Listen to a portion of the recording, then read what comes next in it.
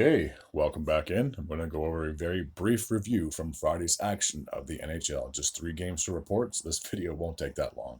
The Buffalo Sabres went into Columbus to take on the Blue Jackets, and we'll take a gander and see just how this game went.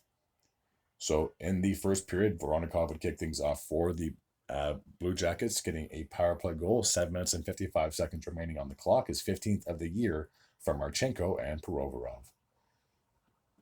I'm going to struggle with this name. I just did in the last video. Girgensons, Girgensons. Well, whatever happened to the names like Smith and stuff like that. He would get tied the game up with 3 minutes and 44 seconds to go. His 6th of the year from Okposo and Clegg. After 20 minutes of play, we were all tied up at 1. There's no scoring in the second. We had to jump all the way ahead to the third, where Connor Clifton would finally get his first goal as a member of the Buffalo Sabres after playing so many seasons with Boston. He would get his first goal as a member of the Sabres, assisted by Bryson and Benson, 3 minutes and 5 seconds in that period. So 2-1 would be where we would stand at that point, and that would be the final score from Columbus. So with the victory, Buffalo are 26, 27, and 4, still down there in the standings. And speaking of being down in the standings, the Blue Jackets have the worst record of the Eastern Conference, 18, 28, and 10 after the loss. All right, the next matchup took place in the Central Division, where we had the Winnipeg Jets, and they were playing against the Chicago Blackhawks. All right, let's take a gander and see just how this game unfolded. So in the first period, Nick Ehlers would score with 5 minutes and 13 seconds to go. It was 17th of the year from DeMello and Morrissey. In the second period, Morrissey would get his second goal of the game, 1 minute and 49 seconds into that frame, his 18th of the year, assisted by Josh Morrissey.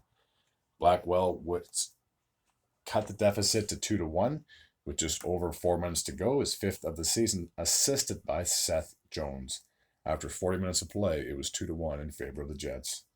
In the third, Tyler Johnson would score with just 43 seconds to go, his 12th of the year from Foligno and Jason Dickinson.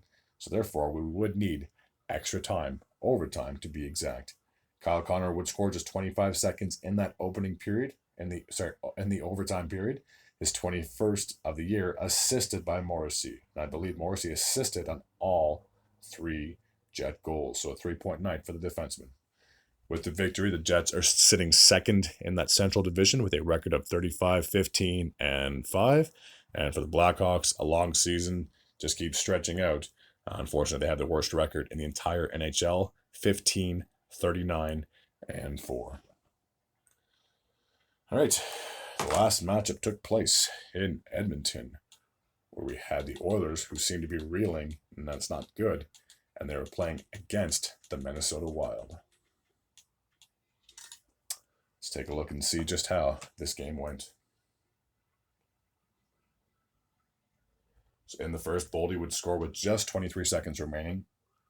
Looked like the game might be scoreless after 1, but he would score, assisted by Middleton and Eriksson. In the second period, Draisaitl would get his 28th goal of the year from McDavid and Nugent-Hopkins, a power play goal with 9 minutes and 33 seconds remaining on the clock. After 40 minutes of play, we were all tied up at 1. Broden would score 9.5 minutes in that third period, his 5th of the year from Chisholm and Kaprizov. Boldy would get his second goal of the game, his 22nd of the year from Hartman and Johansson, and that goal happened with 7 minutes and 42 seconds on the clock. Zach Hyman would get a power play goal for the Oilers with 5 minutes and 9 seconds remaining, his 35th of the year from Draisaitl and McDavid. At that point, it was 3-2 in favor of Minnesota.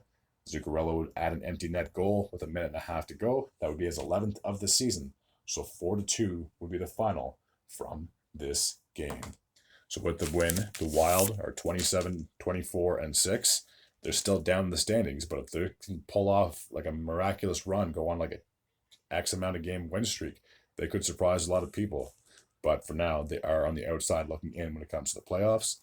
And for the Oilers, they're kind of reeling at the worst part of the season, 33, 19, and 2. They are currently sitting third in that Pacific Division. But as I mentioned in my previous video, when I was talking about them, the Kings are breathing down their neck. So another loss, or another 2 more losses, and then a couple more wins by the Kings, and Oilers could easily find themselves in a wild card position, which is a shame because they're only a few points back of Vegas for second place in that division. So very close. So 3 teams are very close in that Pacific Division standings. All right. As always, if you're new to this channel and you like this type of content, please feel free to hit the sub button. I'd be very grateful and very appreciative. Until next time, take care.